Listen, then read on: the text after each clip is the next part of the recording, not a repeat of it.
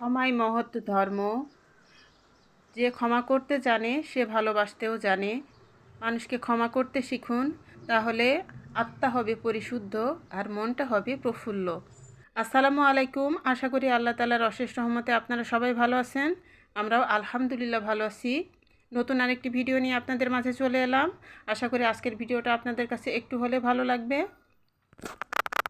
আজকেও সকাল থেকে ভিডিওটা স্টার্ট করেছি, তো এখন সকালবেলা নাস্তা তৈরি করে নিচ্ছি। আজকেও আমি রুটি তৈরি করে নিচ্ছি। তো আমার হাজব্যান্ড যথারীতি আজকে অফিসে যাবেন, তো ওনার জন্য নাস্তা রেডি করে নিচ্ছি। তো রাতে সবজি ছিল, আর এখন ডিম পোস্ট করে নিচ্ছি। আর ডিম পোস্ট দিয়ে তারপরে সবজি দিয়ে ওনাকে নাস্তাটা দিয়ে দিব। প্রতিদিনের একই রুটিন হলেও প্রতিদিন একই কাজকর্ম শেয়ার করা হয় না, কারণ আপনাদের কাছে বিরক্ত লাগতে পারে অথবা আপনারা বোর ফিল করতে পারেন। তো এই জন্য এক একদিন এক একভাবে ভিডিও দেওয়ার চেষ্টা করি। তো জানি না আপনাদের কাছে কতটুকু ভালো লাগে। তো এই তো আমার নাস্তা রেডি করা হয়ে গিয়েছে। তো এখন আমি ওনাকে নাস্তাটা দিয়ে দিব।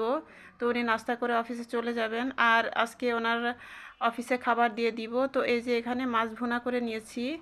তো এইগুলো গতকাল রাত্রেই আমি করে রেখেছিলাম, আর সকালবেলা শুধু ভাত রান্না করে নিয়েছি। আর এই যে মাছ ভুনা আর লাউ তরকারি, তো গতকাল রাত্রে আমি এই তরকারিগুলো রান্না করে আমি ফ্রিজে রেখে দিয়েছিলাম বক্সে করে। তো সেগুলো নামিয়ে নিয়েছি, আর ভাত রান্না করে তারপর ওনাকে খাবারটা দিয়ে দিলাম। তো উনি তো অফিসে চলে গিয়েছেন, আর এখন এই যে আমি নাস্তা করে নিয়েছি। নাস্তা করে নিয়ে এখন এই যে আমি একটু আয়েশ করে চা খেয়ে নিব এখন। তো শীতের সকালে এরকম গরম গরম চা খেতে কার না ভালো লাগে বলুন। আর এখন এই যে আমার দোতলার একটা আন্টি আছেন, তো ওই আন্টিটা অনেক ভালো। উনি পিঠা তৈরি করেছিলেন, তো কিছু পিঠা দিয়ে গেলেন। তো আন্টিটা অনেক ভালো। আর আন্টিরও ছাদে গাছ আছে, তো উনি গাছ অনেক ভালোবাসেন। তো যাই হোক, আমি একটু পিঠা খেয়ে নিয়েছি, আর এখন এই যে আমি চাটাও খেয়ে নিচ্ছি। তো চাটা খেয়ে নিয়ে তারপর আমি এখন এই যে ছাদে চলে এসেছি। আর আমার বেগুন গাছের আপডেট আপনাদেরকে একটু দিয়ে দেই। দেখতে দেখতে আমার বেগুন গাছের বেগুনগুলো মাশাল্লাহ কতটা বড় হয়ে উঠেছে দেখুন। আর এরকম গাছে বেগুন ধরে থাকতে দেখলে কার না মন ভালো হয় বলুন। এরকম গাছে বেগুন দেখলেই তো মনটা ভালো হয়ে যায়। আর আমি তো এটা আমার যে কতটা আনন্দ সেটা আমি আসলে বলে বোঝাতে পারছি না যে আমার কতটা ভালো লাগছে। নিশ্চয়ই আপনাদেরও ভালো লাগছে। আপনারা প্লিজ কমেন্ট করে জানাবেন যে আমার গাছের বেগুন দেখে আপনাদের কেমন লাগছে। তো আমি যখন আমার গাছ থেকে বেগুন পারবো তখন সেটাও ইনশাল্লাহ আপনাদের সাথে শেয়ার করব। তো এই তো এখন সন্ধ্যার পরে আমি এখন রান্না করতে চলে এসেছি কিচেনে। তো আজকে আমি ইলিশ মাছ রান্না করব, আর পাঙ্গাস মাছ ভুনা করব, আর একটা সবজি ভাজি করব, আর ডাল করব। তো আমার তো প্রত্যেক দিন 4টে করে তরকারি রান্না করতেই হয়, আর ডাল তো আমাদের কমন। ডাল আমাদের সবসময় লাগে। বাচ্চারা ডাল ছাড়া একদমই খেতে পারে না। তো আমি ইলিশ মাছের কাটা ছাড়িয়ে নিলাম, নিয়ে এখন আমি ইলিশ মাছটা কেটে নিব। ইলিশ মাছের আইস ছাড়িয়ে নিলাম, সরি, ইলিশ মাছের আইস ছাড়িয়ে নিলাম, নিয়ে এখন আমি ইলিশ মাছটাকে কেটে নিচ্ছি।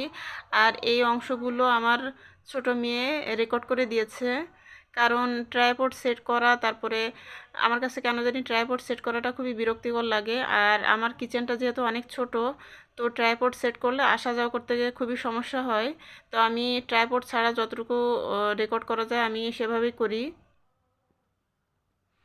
আর রান্নার সময় ট্রাইপড সেট করে রান্না করলে আমার কিচেনের চুলার উপরে একটা সানসেট আছে, একটা তাক আছে। সেই তাকের জন্য আলোটা আসে না চুলার উপরে, তো একটু অন্ধকার হয়ে আসে। তো তার জন্য আমি সবসময় এক হাতে ক্যামেরা ধরে বা মোবাইল ধরে আমি রান্নার ভিডিওগুলো রেকর্ড করি। তো এটা করতে আমার খুবই ঝামেলা হয়, কিন্তু তারপরেও কিছু করার নেই। ট্রাইপড সেট করে ভিডিও করলে তখন অন্ধকার আসে আর ক্লিয়ার আসে না রান্নার ভিডিওগুলো। তো এটাই হচ্ছে আমার সমস্যা। তো যাই হোক, এখন কি করা, কষ্ট করে করতে হবে। যেহেতু চ্যানেল খুলেছি, তো এখন তো আর ছেড়ে তো দিতে পারবো না। তো এরই মাঝে আমার ডালটা রান্না হয়ে গিয়েছে, আমি ধনিয়া পাতা কুচি দিয়ে নামিয়ে নিয়েছি। আর আমার পাশে চুলে ভাতটাও হচ্ছে। আর এখন এই যে আমি ইলিশ মাছটা কেটে তারপরে খুব ভালোভাবে ধুয়ে নিয়েছি। আর এখানে যে আমার পাঙ্গাস মাছটাও আমি ভালোভাবে ধুয়ে নিয়েছি। আর এখানে সবজিগুলো সব কেটে নিয়েছি, তো আমি সবজি ভাজিও করে নিব। তো এই তো সব কিছু আমি রেডি করে নিয়েছি। আর এখন এই যে পাঙ্গাস মাছের টুকরোগুলোকে আমি ভালো করে ভেজে নিব। তো আমার ভিডিও যারা দেখছেন বা দেখবেন তাদের সবার প্রতি আমার একটা অনুরোধ যে আমার ভিডিওতে একটা লাইক দিয়ে প্লিজ আমার ভিডিওটা কন্টিনিউ করবেন। আমার চ্যানেলে যারা নতুন ভিজিট করছেন তাদের প্রতি আমার একটাই অনুরোধ যে আমার চ্যানেলটাকে সাবস্ক্রাইব করে প্লিজ আমার সাথে থেকে যাবেন। তো এখন এই যে আমি সবজিটা বসিয়ে দিচ্ছি। তো সবজি বসানোর জন্য আমি তেলের মধ্যে কালো জিরার ফোড়ন দিয়ে দিয়েছি, তারপর রসুন কুচি দিয়ে দিলাম, পেঁয়াজ কুচি দিয়ে দিলাম, কাঁচামরিচ দিয়ে দিয়েছি, আর একটা শুকনা মরিচ মাঝখান থেকে ভেঙে দিয়ে দিয়েছি। তো এখন সব কিছু খুব ভালোভাবে নাড়াচাড়া করে ভেজে নিচ্ছি। আর এখন এই যে একটু আদা রসুন বাটা দিয়ে দিলাম, দিয়ে সব কিছু আবারও একটু ভেজে নিলাম, নিয়ে তারপরে এখন আমি লবণ দিয়ে দিলাম, তারপর হলুদ দিয়ে দিলাম, দিয়ে হালকা করে ভেজে নিয়ে তারপরে আমি এর মধ্যে এখন সবজিগুলো দিয়ে দিব। কেটে রাখা যে ফুলকপি, আলু আর পেঁয়াজের কলি আছে তো সেগুলো দিয়ে দিলাম, আর সিম। তো মিক্স একটা সবজি সেটাই করে নিচ্ছি। আর পাশের চুলায় আমি এখন পাঙ্গাস মাছ ভুনাটাও করে নিচ্ছি। তো তার জন্য আমি পেঁয়াজ কুচি দিয়ে দিয়েছি প্রথমে, তারপর কাঁচামরিচ দিয়ে দিলাম, তারপর টমেটো টুকরো দিয়ে দিলাম, আদা বাটা রসুন বাটা দিয়ে দিলাম, আর একটা মশলা করা ছিল সেটাও দিয়ে দিয়েছি। আর এখন এই যে লবণ, হলুদের গুঁড়া, মরিচের গুঁড়া, তারপর জিরার গুঁড়া, এগুলো সবই দিয়ে দিলাম। দিয়ে খুব ভালোভাবে এখন মশলাটাকে আমি কষিয়ে নিব। তো মশলাটাকে খুব ভালোভাবে কষিয়ে নিয়ে তারপরে আমি পাঙ্গাস মাছগুলো, ভেজে রাখা মাছগুলো দিয়ে দিব। তো খুবই সিম্পলভাবে, খুবই নর্মালভাবে আমি পাঙ্গাস মাছটা রান্না করে নিচ্ছি। আর এখানে সামান্য পানি দিয়ে মশলাটাকে আরও ভালোভাবে কষিয়ে নিচ্ছি। আর পাশের চুলায় এই যে আমি সবজি ভাজিটাও একটু নাড়াচাড়া দিয়ে দিলাম। তো এই তো আমার মশলাটা কষে এসেছে, আর এখন আমি এই মশলার মধ্যে মাছগুলো দিয়ে দিচ্ছি। তো মাছগুলো দিয়ে দিলাম, মাছগুলো দিয়ে এখন একটু নাড়াচাড়া করে দিব, হালকা করে নাড়াচাড়া করে দিয়ে তারপরে আমি ঝোলের পানিটা দিয়ে দিব। তো আসলে রান্নাবান্না করতে গেলে তো এক একজনের পছন্দ এক এক রকম হওয়ার কারণে বেশ কয়েক ধরনের রান্নাই হয়ে যায়। তো দেখা যাচ্ছে আমার বাসায় আমার হাজব্যান্ড পাঙাশ মাছটা খায় না, আর আমার বাচ্চারা আবার ইলিশ মাছটা তেমন পছন্দ করে না। তো সবার কথাই আর কি চিন্তা করতে হয়। তো বাচ্চাদের জন্য পাঙাশ মাছ আর হাজব্যান্ডের জন্য ইলিশ মাছ এখন রান্না করে নিচ্ছি।